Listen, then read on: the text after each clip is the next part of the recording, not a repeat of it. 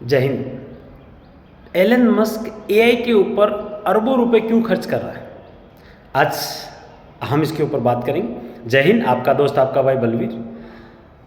आज हम एक ऐसे टॉपिक के बारे में बात करने वाले हैं जो आर्टिफिशियल इंटेलिजेंस को बूम करेगा या डिजिटलाइजेशन को बूम करने की ओर है। क्योंकि अगर आप एलन मस्क को जानते हैं तो एलन मस्क आज टॉप रिचेस्ट है, और किस सेक्टर का है वो आपको पता है, क्योंकि वो आईटी और डिजिटल के ऊपर उसका पूरा फोकस है। क्योंकि स्पेसएक्स हो गया, टेस्ला उसकी ड्राइवरलेस कार हो गई, और न्यूरोलिंक जो उसकी चिप होगी जो कि आदमी के दिमाग में वो चीज़ है कि उसका उसने सफल परीक्षण किया है। तो ऐसे बहुत से वो चीज़ें एग्जाम्पल उसके हैं जो कि पूरे के पूरे इंटरनेट से रिलेटेड है, आईटी से रिलेटेड है, और वो अपनी ड्राइवरलेस कार्स के लिए, टेस्ला के लिए अरबों रुपए खर्च कर रहा है आर्टिफिशियल इंटेलिजेंस पे। और अगर आईटी की बात करें तो इंटरनेट उसके लिए मस्ट है। और इंटरनेट के लिए जैसे कि अपन बात करें नेस्कॉम की रिपोर्ट पे, तो नेस्कॉम की रिपोर्ट ने इस आर्टिफिशियल इंटेलिजेंस या इंटरनेट के लिए, क्योंकि सबसे बड़ा मार्केट हिंदुस्तान है, एशिया महाद्वीप है, और एशिया महाद्वीप पे हिंदुस्तान है। और अगर नेस्कॉम की रिपोर्ट की बात करें तो हिंदुस्तान में बहुत बड़ी ग्रोथ है इस आईटी सेक्टर के लिए, बहुत बड़ा मार्केट है, बहुत बड़े यूजर्स हैं।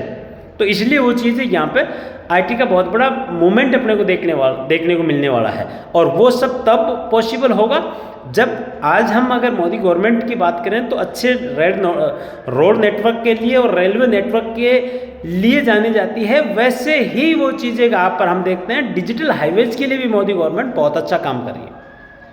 तो उस हिसाब से हम मान सकते हैं कि आने वाले टाइम पे हमें वो चीज़ें जो रोबोटिक सर्जरीज है, जो ड्राइवरलेस कारें हैं, जो ड्रोन टेक्नोलॉजीज है, आपने देखी होगी, कल मैंने एक फ़ोटो भी सेंड करी और एक पेपर की कटिंग भी भेजी कि रोबोटिक सर्जरी इंडिया में शुरू हो चुकी है। दूसरा आरआर हॉस्पिटल के अंदर दूसरा सफल परीक्षण हुआ है। अब इनको स्पीड अप करने के लिए डिजिटल नेटवर्क चाहिए, डिजिटल हाईवेज चाहिए, और वो डिजिटल हाईवेज एक इंफ्रास्ट्रक्चर पे अपन काम कर रहे हैं जो कि पैसिव इनकम के तौर पे मान सकते हैं।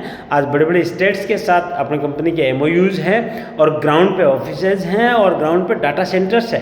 डाटा सेंटर्स के साथ में एज डाटा सेंटर्स है जो कि लेटेंसी को कम करने के लिए।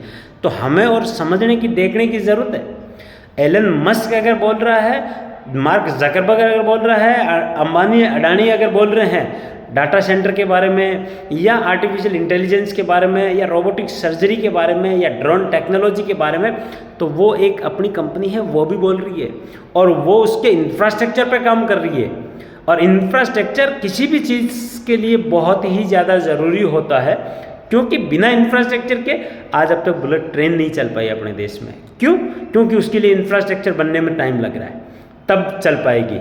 आज अच्छे रोड नेटवर्क नहीं थे, इसीलिए हमें वो चीज़ें, आज आप देख रहे हैं कैसे रोड नेटवर्क पे काम चल रहा है, सेम रेलवे नेटवर्क, और उसी की स्पीड पे आज उससे कहीं गुना स्पीड पे डिजिटल हाईवेज पे काम चल रहा है।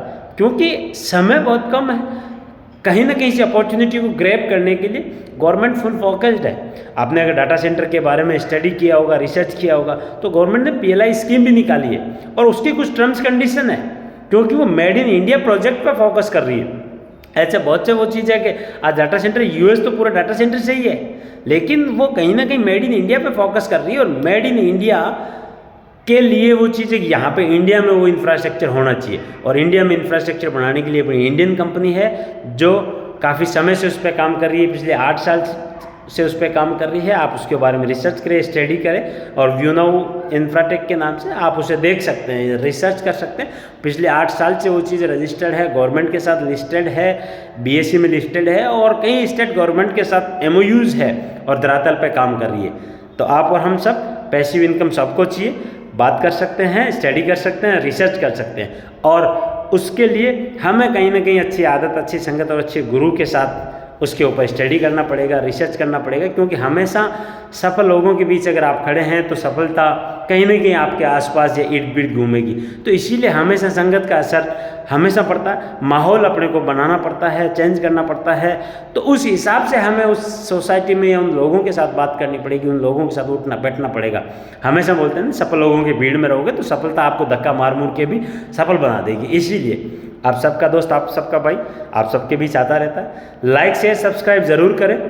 और कमेंट भी करें ताकि हम और अच्छा कर सकते हैं। जय हिंद, जय भारत। डाटा सेंटर का बहुत बड़ा फ्यूचर होने वाला। जय हिंद।